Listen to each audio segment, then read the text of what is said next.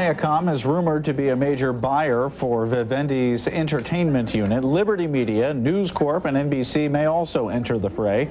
Meantime, AOL Time Warner is trying to dump its cable unit.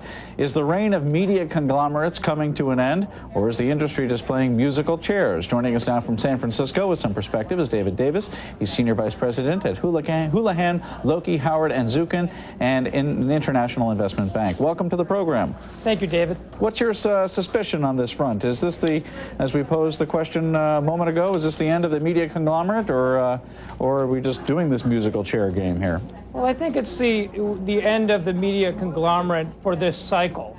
I think the market nowadays is going to be rewarding companies that are smaller, more stealth, more profitable, and so we're going to see a shedding of assets from a number of media companies over the next period of time.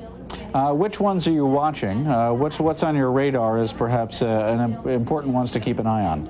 Well, obviously Vivendi Universal is in the forefront at this time, but Mr. Parsons at AOL is also talking about selling off some of the sports teams, the book division, and maybe even some of the cable assets.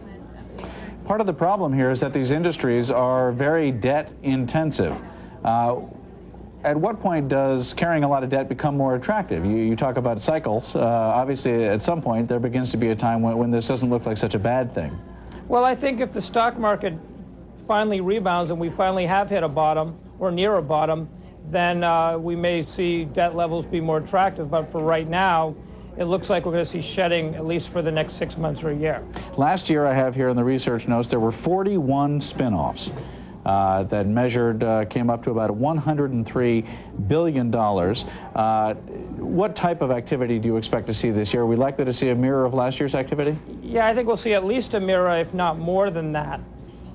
But this comes at a time, obviously, when interest rates are at multi-decade lows. Why isn't it cheaper just to refinance your debt and try to carry it that way rather than getting rid of a unit itself? Well, I think because the marketplace will reward companies that look more profitable and look more lean and mean.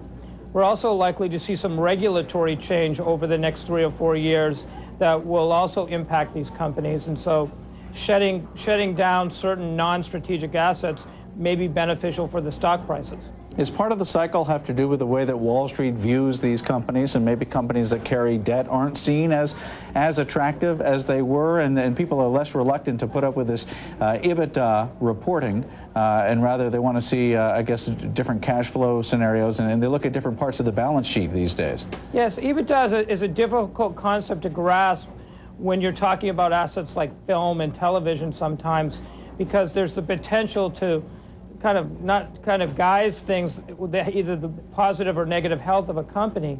So I think that pure free cash flow is something that could be rewarded by Wall Street. And again, if most of the buyers that are stepping up and as rumored about buying perhaps Vivendi's entertainment assets are other conglomerates, so it may not necessarily mean the end of the large media conglomerate. Oh, I'm just getting word here that perhaps the camera died out there with David Davis. We'd like to thank him for being a part of the program today. David Davis, Senior Vice President at Houlihan, Lokey, Howard, and Zukin.